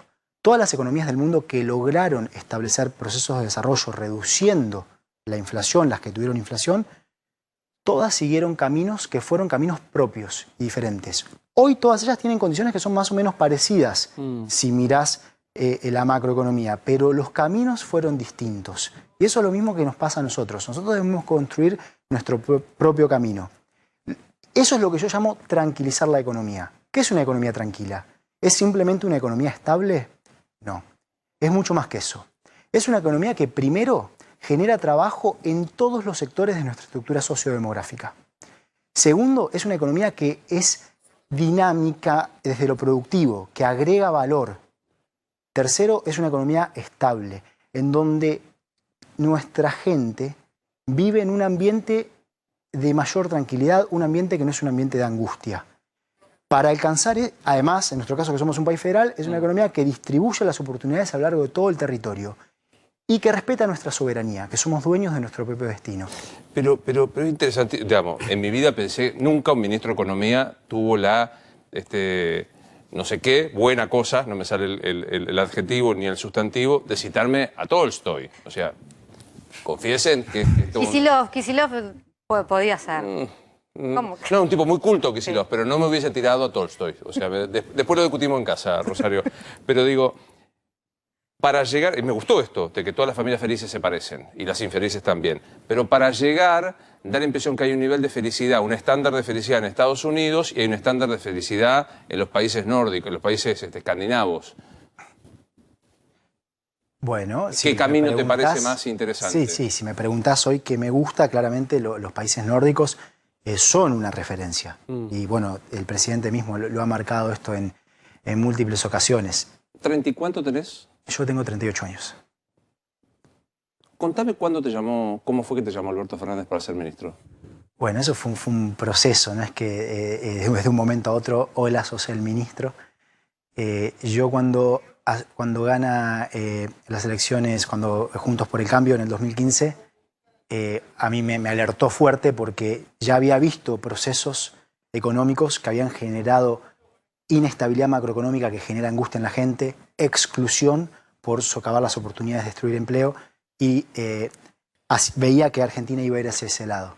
Entonces, a fines del 2015 empecé a involucrarme mucho más en la construcción política, no de una forma tan visible. ¿Sos peronista? Bueno, obviamente que nosotros todos somos un movimiento que está... No, pará, ¿es sí o no? ¿Sos peronista sí o no? Somos todos peronistas en algún sentido, no es como se dice. ¿Pero sos afiliado o no? No estoy afiliado, pero pido que hay cantes un la principio marchita. de... Bueno, por supuesto que La la conozco, tuiteado, pero no me la vas a la ha pedir. tuiteado en... La he tuiteado pero en un video... Sí. Electrónica, con música electrónica. Sí, claro, por supuesto que la conozco, pero más allá que eso hay un principio de justicia social que para nosotros es una guía. Pero bueno, respondiendo a tu pregunta, esto fue todo un proceso. No mediático, sino de mucha reunión, mucho diálogo. ¿Vivías en Estados Unidos? ¿Dabas clases en la universidad de...? Venía mucho a la Argentina, 4 o 5 veces, daba clases de macroeconomía y desarrollo económico. ¿En la universidad de...? Estuve en la Universidad de Columbia trabajando, antes hice el Columbia, doctorado nada menos, o sea, top. ¿Me explica? Pero también en la Argentina daba clases en la Universidad Pública, en la Universidad de La Plata y en la Universidad de Buenos Aires. Algún amigo te habrá dicho, ¿me explicás qué cuerno vas ahí? ¿A la Argentina? No mis amigos. Mis amigos saben que desde chico mi motivación tenía que ver con poder ayudar a Argentina a que nos organicemos como sociedad y vivamos en un país más tranquilo. ¿Señores? Sí. El presidente habló de una querella criminal, nuevamente lo meto en el tema de la deuda, planteó la idea de una malversación de fondos. Del otro lado de la oposición dijeron no, se tomó esa deuda porque había un déficit enorme que había que cubrir. Desde el punto de vista técnico, si puede explicar cómo entienden ustedes que se malversaron esos fondos, de qué manera. Bueno, las cuestiones de la justicia se las voy a dejar a la justicia, así que me parece que es muy importante que siempre que haya pero una cuestión de esta magnitud, de esta importancia para la sociedad, se construya en entendimiento, se investigue. En cuanto a la utilización de los recursos que se tomaron del Fondo Monetario Internacional, ahí lo que tenés es una parte. Pensá lo que pasó en abril del 2018. Hay un cambio brutal de las expectativas en el mundo sobre el camino que iba a seguir la Argentina. Pasamos de la famosa lluvia de inversiones que nunca ocurrió en la economía real, ¿sí? Sino que solamente hubo capitales especulativos que llegaron a Argentina, a ya no creer que Argentina iba a transitar un proceso de crecimiento económico virtuoso. En ese momento empieza una crisis macroeconómica que duró, y duró, y duró. Y hay un salto del tipo de cambio. Argentina había tomado una enorme cantidad de deuda con acreedores privados en moneda extranjera. Esa deuda se vuelve insostenible. ¿Qué hace el gobierno de turno? Toma un préstamo muy grande con el Fondo Monetario Internacional que en parte se utiliza para pagar deuda insostenible en lugar de reestructurar la deuda. Y al mismo tiempo hay una formación de activos externos, una salida de capitales del país, una parte de la cual se financia con venta de reservas, reservas que se habían fortalecido en principio con el acuerdo con el Fondo Monetario Internacional, pero como digo, todo eso se terminó utilizando. Eso dañó muchísimo a la economía, porque hoy no tenemos los dólares para pagar esa deuda. Y eso fue adrede, dicen ustedes. Eso es una elección del gobierno anterior, fue su elección. Sí, sí, Rosario. Sí, esta semana vamos a tener en el banquillo de los acusados de la justicia a un ex ministro de Economía como Axel Kicillof por la causa dólar futuro, por una medida económica. ¿Crees que puede haber delito en ese sentido y te imaginás vos después de esta gestión dando explicaciones en la justicia? Che, ya lo mandaste No. Todavía ya lo mandaste al... No, bueno, pero puede pasar. No, brava. Bueno, te acabas. Sí. Bueno, buenas noches, Rosario. Gracias por las preguntas. Sobre el tema dólar futuro, a ver, no, esa causa, discúlpame lo fuerte del lenguaje que voy a utilizar, pero es una causa que encuentro ridícula. De hecho, es un tema que yo enseñaba en la universidad mucho tiempo, el tema de la política monetaria, y se está cuestionando la definición de lo que es un mercado, básicamente, ¿sí? En un mercado hay quien ofrece, hay quien demanda. El Banco Central es un oferente en un mercado. Uno puede ponerse a discutir si desde el punto de vista de la política económica era buena práctica o era mala práctica, si era buena o mala la política económica. Esa es una discusión distinta. Después, que eso constituya un delito, digamos, y esto te lo digo no como ministro de Economía, sino que te lo digo como alguien que además se dedicó a enseñar estas cuestiones y que estuvo en la academia, la encuentro que no tiene sentido. ¿Te imaginas yendo a declarar por qué causa ya le generamos? Bueno, podría ser por la tipo de renegociación cambio. de la deuda, por ejemplo, la actual. Nosotros como funcionarios siempre debemos actuar con la máxima responsabilidad, de una forma transparente, y cuando toca dar explicaciones, dar explicaciones. Ahí le dejo a Martín Angulo. Martín, hablale al jubilado que cobra 19.000 pesos. Explícale cómo sobrevive en este país. Bueno, primero que obviamente eso es una situación que hay que ir resolviendo. Las jubilaciones, el poder adquisitivo de las jubilaciones cayó muy fuertemente entre el 2015 y el 2019. En el año 2020 tocó una pandemia que golpeó muy fuerte a todo el mundo y golpeó muy fuerte a la Argentina. Cayó la actividad económica ya 10%. Y que nosotros hicimos el máximo esfuerzo por proteger lo máximo posible la capacidad de compra, el ingreso de los jubilados y de las jubiladas. Obviamente quisiéramos haber podido generar una recuperación inmediatamente. ¿Está previsto pero alguna ayuda extraordinaria? De aquí en adelante está clarísimo el objetivo, es una recuperación del poder adquisitivo de las jubilaciones, y en los periodos como se dio ahora, que podría quedar por debajo de la inflación en un trimestre, se la compensa por encima. Pero digo, a veces, digo, uno de cada dos jubilados es de la mínima. 19,036 creo que es, ¿no? Ayúdenme con la cifra, no me la puedo acordar. Un poquito más arriba ya sí. Vos sos un tipo que lucís como una persona sensible, que tenés los pies sobre la tierra. Me acuerdo, tiene 38 años, salvo, a Norma Plath diciéndole a Domingo Cavallo, tu antecesor, ¿qué pensás de Domingo Cavallo? Te gusta preguntarme sobre todos los ministros. Yo te puedo hablar no de las personas, sino de la visión económica. No, sí, esto no es personal. Sí, esto no es personal. Además, o sea, no lo conozco personalmente. No estamos juzgando su dónde viene o no. Estamos hablando como... No, yo pienso ¿Qué fue Domingo Cavallo en la historia? hay una década en la cual se implementa una visión económica que, en principio, hay un objetivo claro, que es detener un proceso inflacionario que era muy dañino para la economía. Y hay una cuota importante de pragmatismo en la implementación de la convertibilidad, porque realmente la inflación se había desbocado y era un problema grandísimo y había que tomar medidas muy fuertes. Ocurre que luego la sociedad se enamora en algún sentido del uno a uno y se hace cada vez más difícil salir y termina dañando muy fuertemente la economía. Pero además hay toda una visión económica que se implementa en ese momento, que es aquella que instituciones del llamado Consenso de Washington impulsaban en buena parte del mundo, que incluye privatización de las empresas públicas, liberalización de la cuenta financiera, liberalización del comercio como un fin más que la política comercial como un medio. ¿Y qué termina ocurriendo? Termina habiendo una gran destrucción de empleo. Recordemos que el desempleo llega al 23% en la Argentina. Es una tragedia social. Sí, total. Un aumento muy fuerte de la pobreza, un aumento muy fuerte de la desigualdad. Inclusive cuando se crece de forma desigual en los 90. No, eso fue una digresión porque nada, en este programa tenemos la suerte de tener mucho tiempo para charlar y me gusta. Retomo la pregunta. Norma Pla le decía a Cavallo, ministro, no puedo vivir. Hoy viene un jubilado que te dice, gano 19.000 mangos y no puedo vivir. ¿Qué le decís? Bueno, primero hay una cuestión de que uno lo primero que tiene que hacer es empatizar con esa situación, que es una situación muy dura, y el compromiso nuestro es que año a año esa situación se vaya revirtiendo, que vaya mejorando. El Congreso de la Nación aprobó una fórmula de actualización de haberes que justamente está orientada a la recuperación del poder adquisitivo de los jubilados y las jubiladas. Es una situación que es lamentable para esa persona, que es lamentable y es el resultado de un proceso económico y que nosotros buscamos revertir. Martín. Ministro, le quería preguntar por tarifas. ¿Va a haber aumento este año, sobre todo de las tarifas de los servicios públicos? Bueno, sí, ayer justamente el presidente anunció que lo que va a haber es un cuadro tarifario de transición. ¿Okay? Pongamos esto en contexto. El gobierno anterior generó unos aumentos tarifarios, ¿sí? Dio lugar a aumentos tarifarios que estamos hablando de órdenes de los 1000%, que generaron enormes desequilibrios.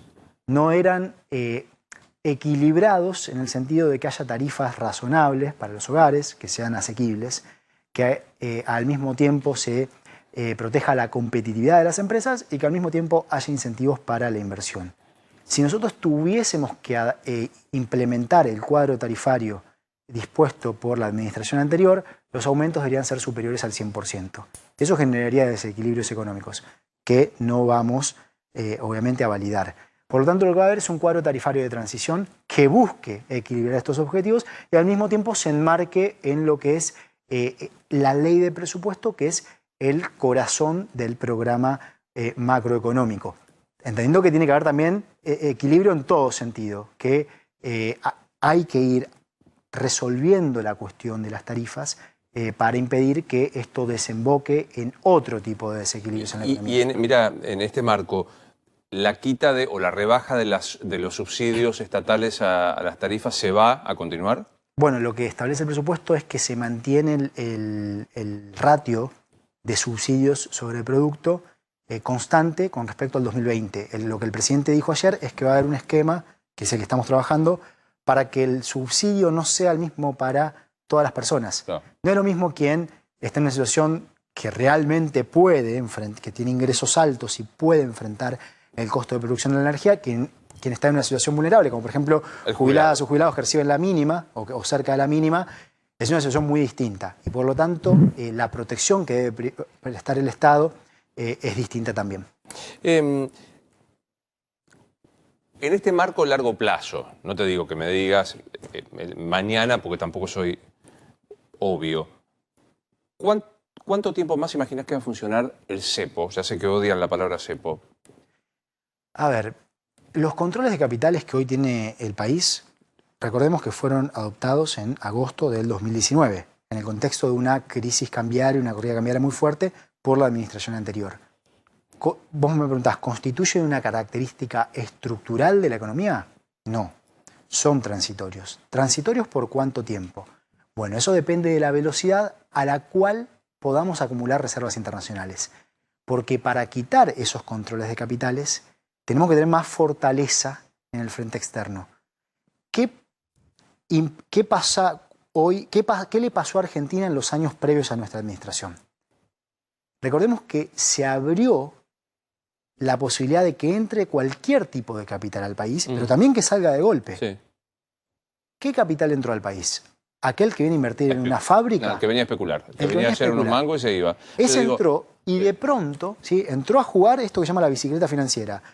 Entró dólares, con esos dólares compró pesos, con esos pesos invierto en una LEVAC del Banco Central. ¿Sí? Y de pronto se empezaron a ir, de golpe, a partir de abril de 2018.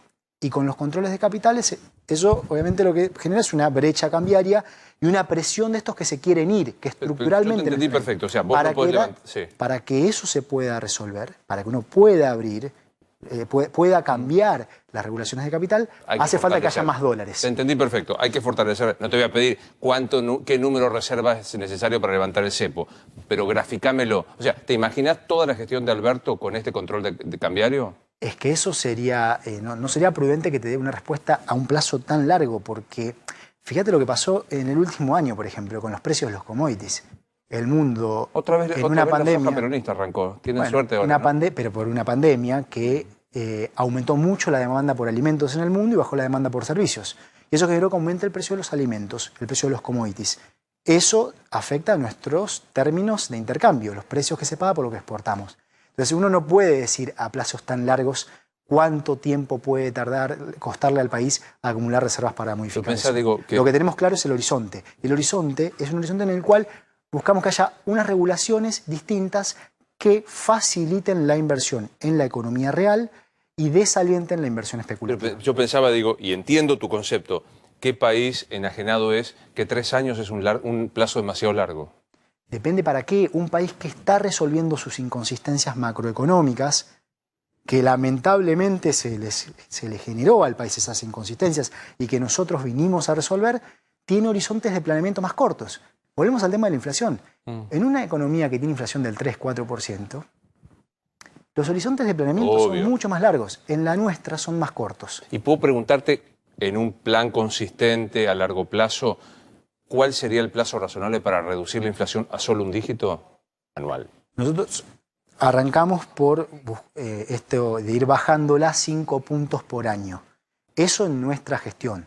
Los países que lograron bajar inflaciones persistentes, como en los procesos de Argentina, les llevó años. Bueno, el presidente anterior justamente había planteado que resolver la inflación era muy sencillo, que es justamente lo opuesto de lo que plantea el presidente. El presidente actual, Alberto Fernández, nos dice: resolver la inflación requiere de un enfoque multidimensional, porque no es un problema trivial.